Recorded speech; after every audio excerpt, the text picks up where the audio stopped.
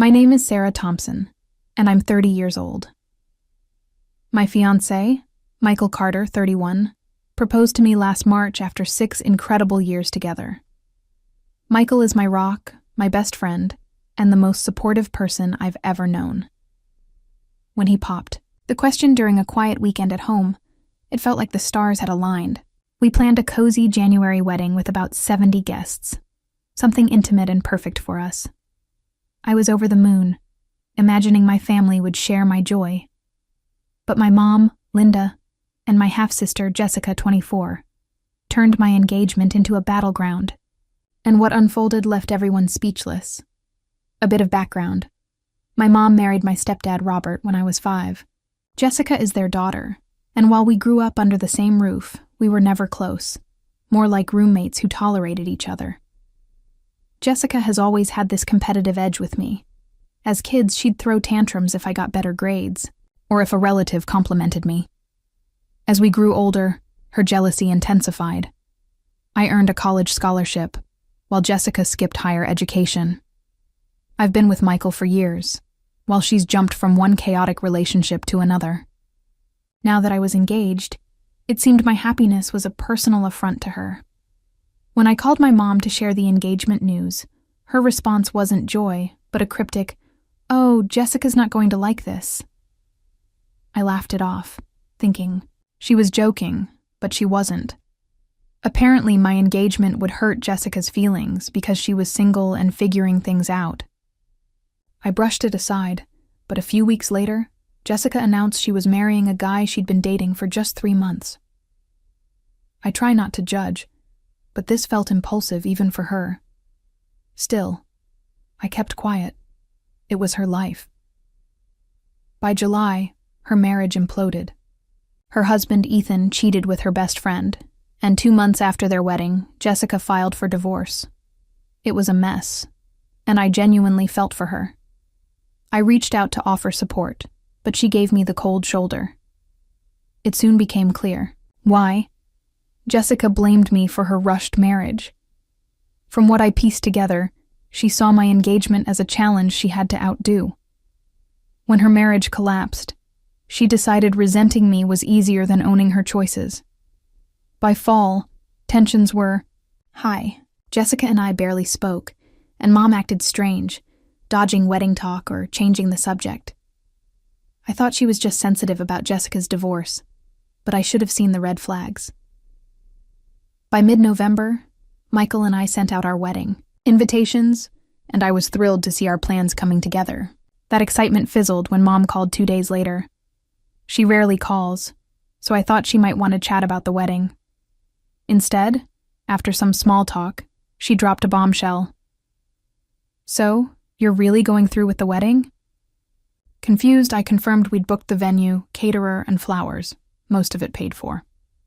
Then came the dramatic sigh, the kind that screams trouble. "I've been thinking about Jessica," she said. "I really think you should reconsider." "Reconsider what?" I asked, baffled. She hesitated before saying, "I don't think it's a good time for a wedding, Sarah. Jessica's still heartbroken from her divorce. A big celebration so soon after her pain feels insensitive." I was floored. "Wait, you think I should cancel my wedding for Jessica?" Mom replied as if it were obvious. "Yes. Seeing you get married now will hurt her deeply." I was speechless. We'd been planning for nearly a year, with deposits paid and guests invited. How could she ask this? She suggested a small church ceremony with just immediate family to avoid flaunting my happiness. Flaunting. I was livid but tried to stay calm, explaining that this was about Michael and me celebrating our 6-year relationship, not about Jessica. Mom doubled down, saying, "If you loved your sister, you'd do this for her. She needs time to heal." When I pointed out that Jessica's choices, like marrying a guy she barely knew, led to her situation, Mom exploded, calling me cruel and selfish, saying, "I thought I raised you better." I ended the call, shaking with anger, and vented to Michael, who was equally stunned. Who asks their daughter to cancel her wedding over someone else's divorce? But Mom didn't stop there. Over the next few weeks, she called repeatedly, pushing me to cancel or scale back, claiming it would mean so much to the family. She even called Michael, trying to guilt him into agreeing, but he firmly backed our plans.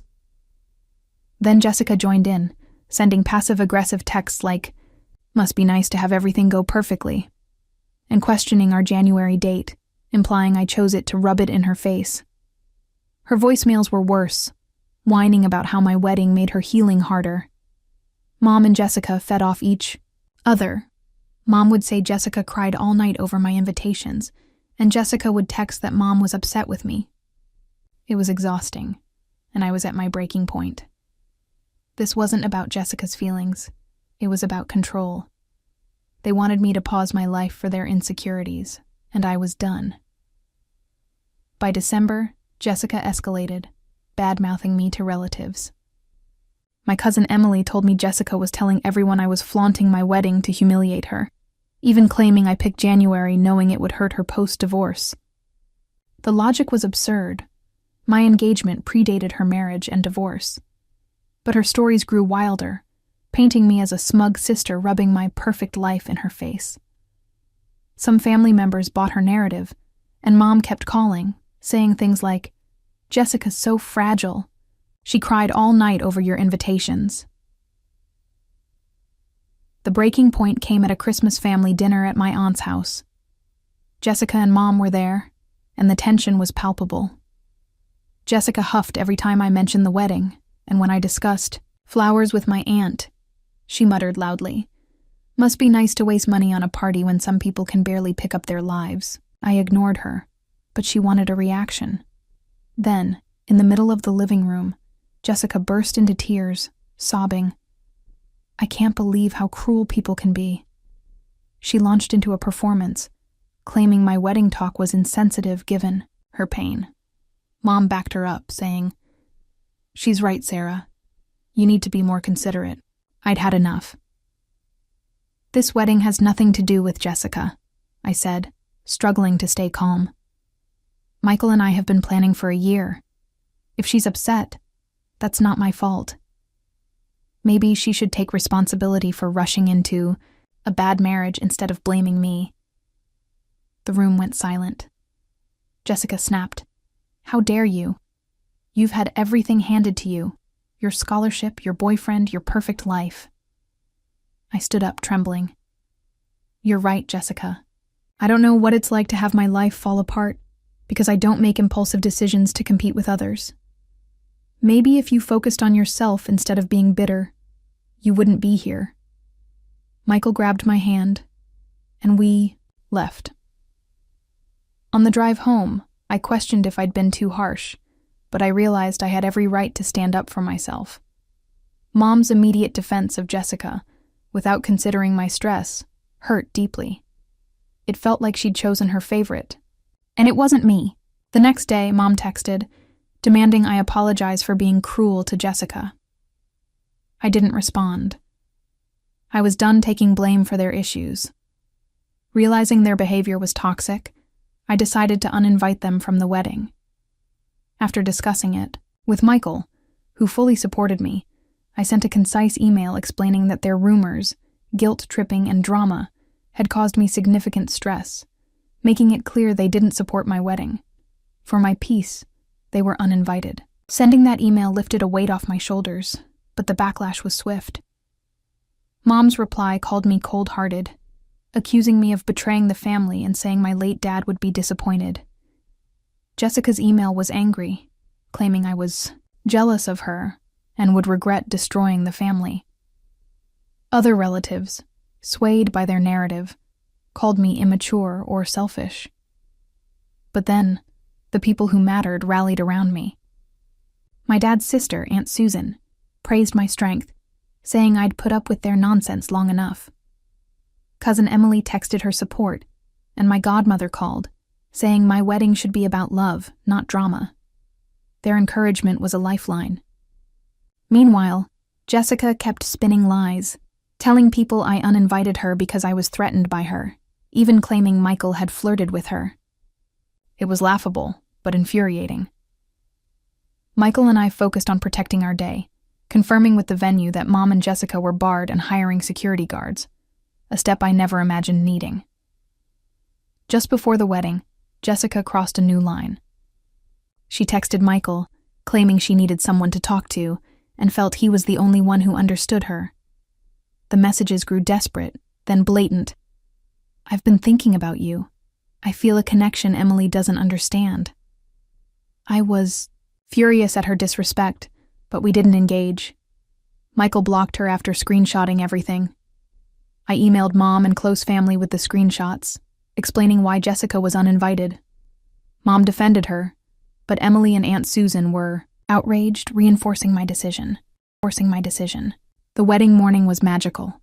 Flowers, decorations, perfect weather. My first look with Michael in the garden melted away the stress. But 30 minutes before the ceremony, my maid of honor, Rachel, rushed in. Mom and Jessica were at the venue, causing a scene. Security stopped them at the gate, with Mom crying to see her daughter get married and Jessica screaming that I didn't deserve this day. I told Rachel to let security handle it, refusing to give them attention. They were eventually removed after Jessica shouted, "You'll regret cutting out your family." I pushed it aside and focused on the ceremony, which was perfect. Surrounded by supportive loved ones, I felt overwhelming joy. During the cocktail hour, I learned they'd accused me of being brainwashed by Michael. Guests overheard their parking lot tirade, but most dismissed it. Aunt Susan and others praised my strength, and the night was filled with laughter, dancing, and love. Michael and I shared our first dance, and toasts from Rachel and my dad's. Best friend had everyone in stitches. Checking my phone later, I saw missed calls from Mom but ignored them. Cutting them out was tough but right. A week later, Emily called with gossip. Mom and Jessica had a massive fight. Jessica, sulking over her failed wedding sabotage, blamed Mom for not stopping my wedding. Mom, fed up, kicked her out after Jessica, accused her of failing as a parent. The irony was rich. After months of enabling Jessica, Mom faced her wrath. I didn't feel bad. Their toxicity turned on them. I've blocked them both, muted them online, and told family I'm done with their drama. Michael and I are starting our new chapter, surrounded by those who truly support us.